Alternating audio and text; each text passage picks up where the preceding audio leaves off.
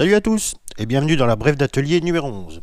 Alors, vidéo qui signe le retour à l'atelier pour ma part et donc des vidéos après une longue absence. Je crois que ça doit faire au moins 6 mois maintenant que j'ai pas posté de vidéo.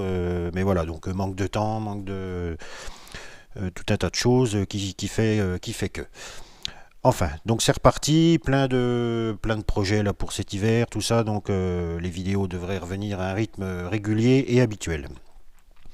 Donc j'ai choisi de revenir vers vous donc par une brève d'atelier, voilà, et donc on va commencer tout de suite, alors parce que j'ai quand même rentré des choses entre-temps, malgré cette absence.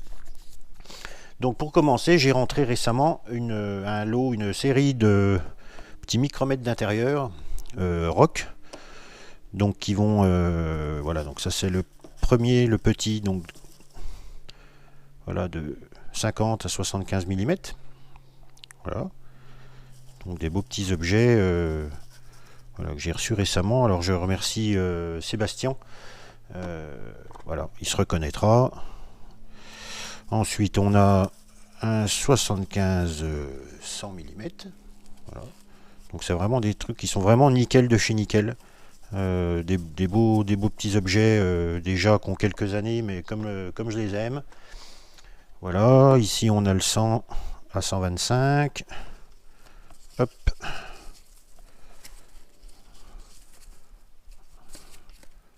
Voilà. C'est vraiment des trucs, ils sont superbes. Ils sont en excellent état, ouais, on pourrait dire qu'ils sont neufs. Donc voilà, il y a les petites clés, il y a les petits outils pour les réglages.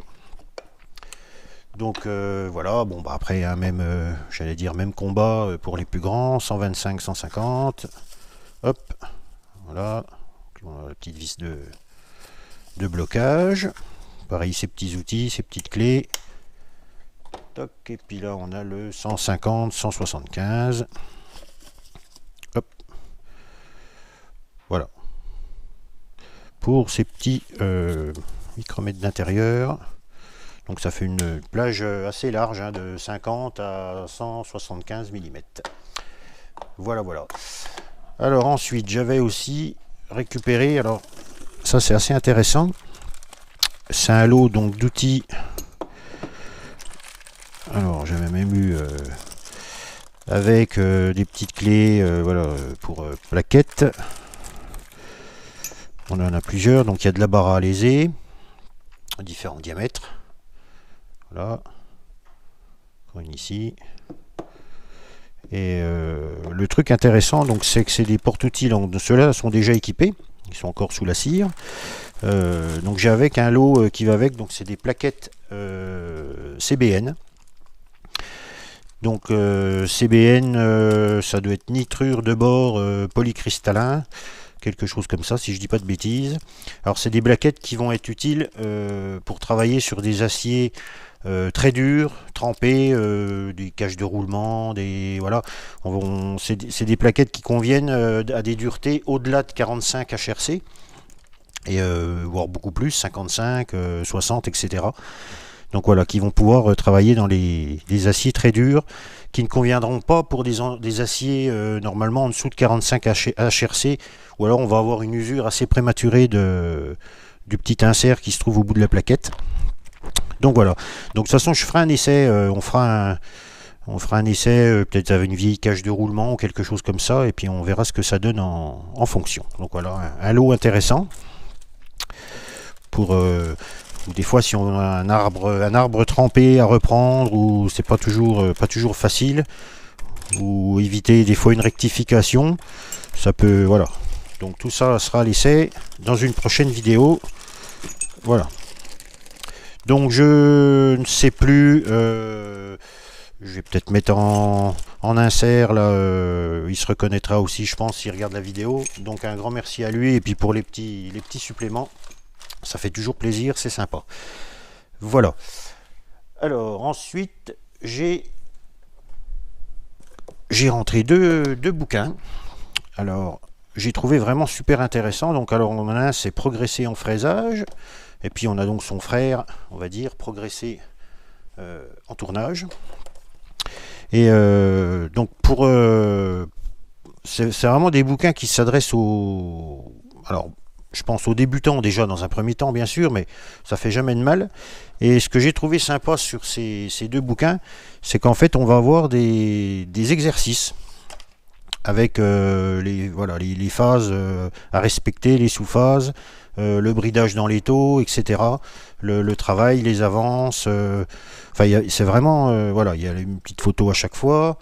On va usiner, positionner la fraise, lancer l'arrosage. Bon, voilà, après ils expliquent tout, mais on suit pas à pas comme ça, et à la limite ça peut vous faire un exercice à réaliser en suivant le descriptif. C'est vraiment ça qui est sympa dans ce bouquin. Et puis on retrouve la même chose, mais pour le tournage. Donc avec les vitesses de coupe également, tout pareil, les exercices à suivre. En plus c'est assez grand, c'est assez clair, c'est vraiment, vraiment nickel. Donc je vous les conseille vraiment. Vous trouvez ça sur Amazon, hein, évidemment. Alors je sais plus, ça doit être une quinzaine d'euros, je pense. Ça fait un petit moment que je les ai, j'ai plus ça en tête, mais on doit être entre 15 et 20 euros, je pense, pour chaque bouquin. Mais je vous les conseille vraiment, ils sont vraiment top. Voilà. Sinon, pour la réalisation, ça devait être la dernière vidéo. Donc j'ai donc commencé l'usinage de mes porte-outils Goodchap. Et puis j'avais dit que je ferais un traitement esthétique, un brunissage à froid. Je vais pas faire un traitement thermique, ça sera pas utile, je pense. Et j'ai donc commandé un kit de brunissage de chez Restom. Voilà, alors sans faire de pub plus que ça, mais j'ai pris chez eux parce que j'ai déjà vu des choses qu'ils font chez des amis, tout ça, notamment des peintures pour moteurs, etc. C'est vraiment j'ai trouvé la qualité vraiment, vraiment présente. Et puis c'est une entreprise qui est située à peu près à 50 km de chez moi, donc en plus on fait un peu travailler le local, c'est toujours bien. Alors on va regarder rapidement. Donc il y a toujours un petit catalogue avec dans la boîte, qui explique tout ce qu'ils font. Si vous avez des voitures, des motos, des trucs à restaurer, ils ont une panoplie de choses qui est vraiment assez complète. Et voilà. Donc ça on va pas s'attarder non plus. Donc j'ai le kit, tous les produits pour réaliser donc le brunissage. Donc voilà. Alors ce que je vais faire, là on va pas tout déballer, tout regarder aujourd'hui. Ce que je vais faire avant de faire mes porte-outils, je vais faire une vidéo là très rapidement. En fait, une vidéo test justement de ces produits, et avec plusieurs finitions d'acier pour voir un peu ce que ça donne. Et puis je pense que ça peut être intéressant, donc avec comme ça l'explication de la mise en fonction, des différents dégraissants, il y a dérouillants phosphatants, dégraissants, il y a l'agent de brunissage bien sûr, le produit qui va servir à venir fixer ensuite le brunissage. Donc voilà, ça c'est pour une prochaine vidéo, je pense qu'il va arriver assez rapidement. Donc on verra tout ça en détail, il y aura une vidéo spécifique sur le brunissage. Voilà. Alors je sais plus ce kit là de mémoire, j'aurais pu regarder, il y a le catalogue plus avec les prix, doit être aux alentours des 70-75 euros je crois. Alors vous pouvez certainement trouver moins cher sur le net, mais voilà, comme dit, moi c'est une entreprise qui est de la région, je sais qu'ils travaillent très bien, donc autant faire travailler les gens localement. Voilà pour la petite précision. Sinon on va se diriger, on va aller sur la table de soudure là-bas au fond de l'atelier, puisque j'ai rentré un beau touret MAP, encore un avec quelques fraises, donc on va aller voir ça. Je vais pas ramener le touret ici, vous devez vous en douter, ça fait un poids phénoménal. Donc on se retrouve tout de suite sur la table de soudure. Donc nous voilà devant le fameux touret récemment arrivé à l'atelier. Donc tour EMAP aussi, comme le premier que je vous avais déjà présenté. Donc celui-ci c'est le modèle 201 ml, alors que le premier que j'ai eu c'est le MT. Voilà. Au niveau puissance, on est identique, puisqu'il fait un cheval également, donc en tri, hein, bien sûr. Et puis voilà, donc celui-ci a la meule sur le côté. Voilà. Okay, celle-ci en plus est toute neuve, équilibrée et tout, c'est vraiment nickel. Voilà, avec la petite table pour travailler. Bon, de ce côté-ci, on a une meule bon, qui a déjà un peu vécu, une brosse, pardon. Voilà, alors j'ai pas les caches, ils n'étaient pas avec. Bon, ça c'est toujours facile à réaliser. Voilà, alors à voir si je laisserai la brosse ou pas. Les roulements avaient été changés récemment. Voilà, donc je l'ai vu en fonction quand je l'ai récupéré. Il était branché encore quand j'ai été le chercher. Donc il fait vraiment aucun bruit, pas de vibration. Voilà. Voilà, on a le commutateur d'origine. Voilà, il est nickel. Voilà, donc encore un beau petit touret. Et puis qui était avec voilà, tout ce lot là de fraises. Alors j'ai encore pas fait le tri, mais il y en a encore pas mal. On a un petit peu toutes sortes. Voilà, on a ici tout un lot de fraises-ci. Voilà. Là aussi d'autres fraises. On a des plus petites là-bas.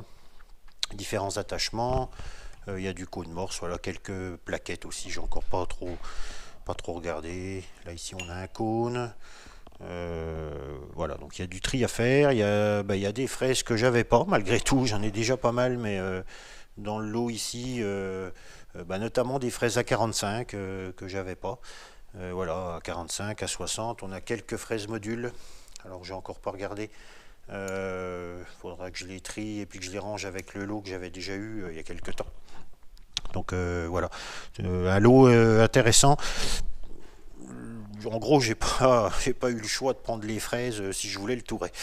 Donc, mais bon, voilà, c'était vraiment un prix attractif. J'ai dû avoir l'ensemble pour 150 €, je crois. Donc, j'ai pas hésité, bien sûr. Voilà. Donc, on voit ici, voilà, quelques petites fraises sur des petits diamètres.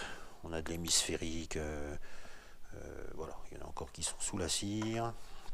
On a ce genre de fraises là aussi un peu que j'avais jamais vu. Un peu de fraises cloche, je sais pas, enfin c'est certainement un nom voilà, autre que celui que je leur donne. Voilà. Et qui sont vraiment dans un état, elles sont nickel, elles sont neuves. Voilà. Donc un petit rangement, un petit tri de prévu. Voilà pour le touret et puis les fraises qui étaient avec. Voilà, donc on retourne sur le plan de travail, faire la petite conclusion du jour. Donc voilà pour cette première vidéo, je dirais, depuis quelques temps. Voilà, vidéo bon, assez rapide malgré tout. Puisque bon, comme habituellement, hein, dans Brève d'atelier, il y a Brève, donc voilà, faut pas que ça dure 2 heures. Donc je vais vous dire à très vite. Je vais vous dire ainsi un grand merci pour votre fidélité. Je remercie donc depuis évidemment tous les nouveaux abonnés qui sont arrivés sur la chaîne, voilà, qui sont peut-être abonnés puis qui n'ont pas vu de nouvelles vidéos. Donc je pense que voilà, ça sera préférable. Et puis donc là j'ai vu qu'on avait passé j'avais passé le cap des 2000 abonnés. Donc grand merci. Pour ceux qui le désireraient, puisque voilà, pour remercier un petit peu gentiment votre fidélité, si vous le désirez, j'ai quelques stickers que j'ai fait faire. Donc si jamais vous en voulez, voilà, hein, j'en ai plusieurs planches, il y a un peu de quoi faire. Donc si jamais ça vous dit d'avoir un petit sticker, vous allez alors ça doit être dans l'onglet à propos, je crois, sur la page d'accueil de ma chaîne. Et puis vous trouverez l'adresse mail de la chaîne. Vous m'envoyez vous me faites parvenir votre adresse et puis je vous enverrai avec plaisir un petit autocollant Antoinus. Voilà. Donc je vous dis à très vite pour la prochaine vidéo. Un grand merci. Allez, au revoir.